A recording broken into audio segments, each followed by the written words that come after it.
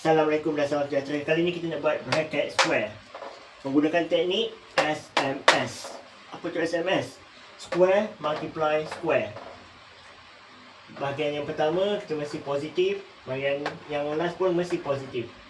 Yang bahagian multiply ni boleh jadi positif, dia boleh jadi negatif, bergantung pada soalan. Contoh soalan kita, x kuasa 2, salah dulu,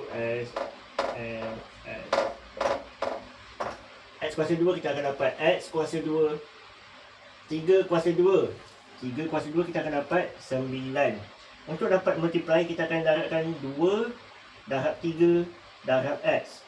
3 darab 2 kita dapat 6. 6 darab x kita dapat 6x. Positif, C positif, sebab semua tambah. Sekarang untuk soalan ni, how about soalan ni? Soalan x tolak 7 kuasa 2. Gunakan teknik yang sama.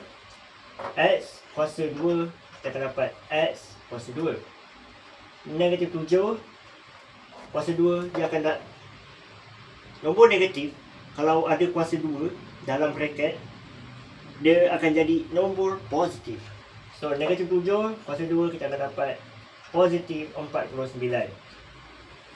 Sini ada tolak, so kita tolak je. Negatif 7 darab 2 kita akan dapat negatif 14. Negatif 14 darab x kita akan dapat negatif 14x. So salin negatif 14x. Siap. Soalan yang ini pula, dekat depan y ni ada nombor. Tadi kita buat tak ada nombor. So kita buat macam biasa. Teknik SMS square. 2 kuasa 2 kita akan dapat 4. Y kuasa 2 kita akan dapat y kuasa 2. Lepas tu